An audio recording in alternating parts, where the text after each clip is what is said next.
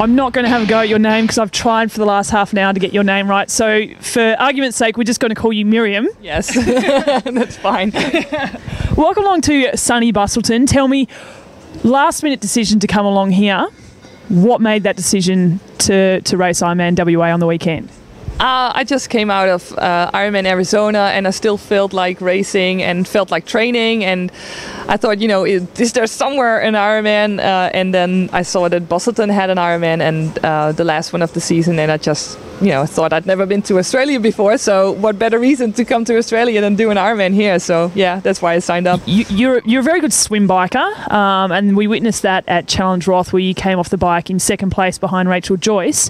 You run, it was a 3:12. It's not a bad run, but you did get run down a bit. How do you see things panning out this Sunday in the race?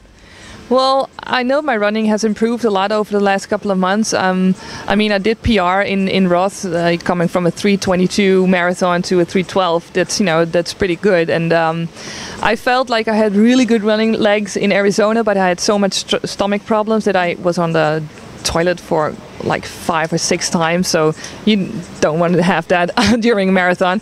Yeah, so I'm hoping that I have good running legs again on Sunday. What got you into triathlon? I'm a former water polo player.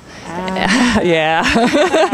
And yeah, so that's why I got my strength, of course, from swimming. I mean, I've got really lousy technique, but I'm strong, and I've worked on my technique with a really good swim coach, and yeah, so that's improved also. And but in my bike, I don't know, Dutch girls can bike, I guess. Yeah, I mean, look at Helene bij de Vaten and Yvonne van Vleurken, so, you know, we can bike. Yeah, they're all right. They're okay. They're good. There's quite a few strong swim bikers, and we've spoken in the past that you're very good on the bike on a hilly course, but not as much on a flat course, which Ironman WA is. It's flat. That's all there is. So how do you see your race panning out? Are you going to have to be a bit conservative on the bike and just save it for the run, or are you just going to try and go as hard as you possibly can to run to catch those girls on the bike?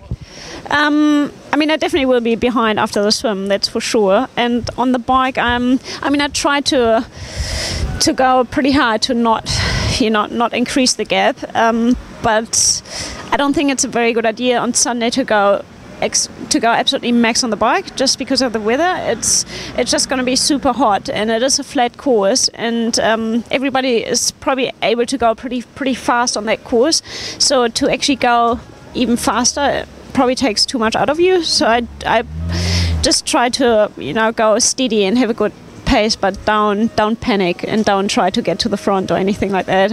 Just have to wait for the run. At Port Macquarie, you're about 11.5 minutes down off the bike. This is at the 70.3, and you ran yourself into first place with a 1:22 run, I think, off a very hard bike. And then in Challenge Roth, you ended up in 5th position, sub 5-hour bike, and a 3:04 marathon. The run is definitely your thing, isn't it?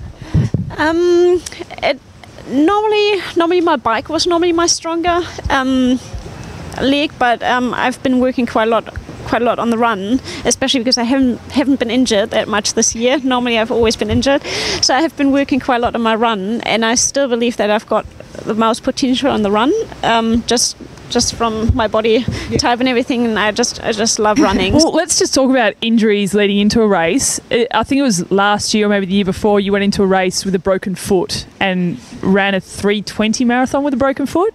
Yeah, I mean, I wasn't 100% sure that it was broken leading up to it. I knew that I couldn't run. Like, it must have happened 2 weeks before, but I was in the middle of nowhere in a training camp, and I had no idea what was wrong with my foot. I thought it was an Achilles problem, so I just couldn't run anymore. But then a couple of days before the race, I searched quite a lot on the internet, and I almost had an idea it was probably a stress fracture in my heel, that I had a broken heel bone, but I didn't really want to know because I just wanted to race. So I did race, and it turned out at the end, I couldn't walk after the race anymore for 6 weeks, and it turned out that it was a stress fracture, and it was broken almost all the way through, 85% through the bone. So it was not a very pleasant experience, for sure. Yeah, probably not the best way to find out whether you've got a broken foot by doing an Ironman to suss it out. But going into Roth as well, you said that 4 weeks out you weren't running because of an injury. How are you in comparison to your form going into Roth? How are you feeling for this Sunday?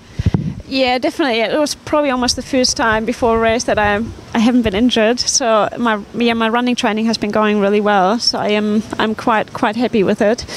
So I'm just really looking forward to have a good race on Sunday and just see what happens, see how I go.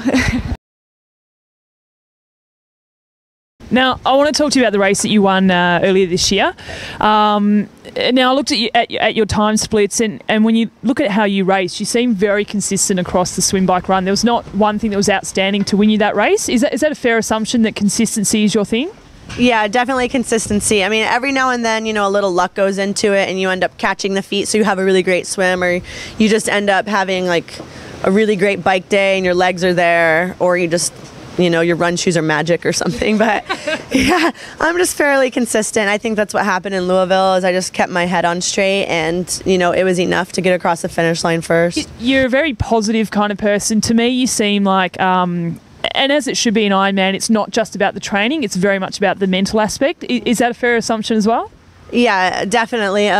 Training can go amazing, but you end up having a really sour race, or you're racing or you're training and leading up to the race you could have been sick and missed a bunch of workouts and had your kid out of school sick and things like that, but then you end up having the best race of your life. So I think attitude is everything. So how do you go fitting in all of your training and looking after your little one as well? Well, I used to try to do the whole balance thing, but then I had a friend last year tell me, because I was really frustrated, in tears, because I didn't know how to organize it, and she actually said, Bree, your life shouldn't be a balance, it should be a priority, and she's like, just make your list and put it in that order and always stick to that order. So rather than trying to actually balance, motherhood and sport, which was driving me crazy because I actually just put Kainoa there, and this year's been so much better. If he's sick, I just don't even care that I missed the bike ride, or if I have a field trip to take him on, then I'll skip the swim, and I think it's really helped me. You live in Kona. We're going to pick your brain a little bit, just for all the age groupers out there who are here on Sunday hoping to get that Kona slot. What are your top 3 tips for racing in Kona? Okay, I would definitely say embrace the wind. It's something that you absolutely cannot fight, because you end up holding your bars tight, you end up holding your bike tight, and, that really tenses up your body and you're working almost against yourself. So just go with the wind. Everybody's dealing with it. My next tip is definitely take in sodium. A lot of people actually run into problems there because they're just flushing out all their salt because they're drinking so much water. So, coconut water is great for that if you're not a big sports drink girl or guy. And then the other one would have to be sunscreen. A lot of people go against the sunscreen rule. They think that it clogs your pores and then you can't sweat, but I'm a huge believer in the sunscreen, so those are probably my best tips. Well, thank you very much for taking the time to join us, and all the best on Sunday, and will we see you at the after party Monday night? I will be there. Yeah.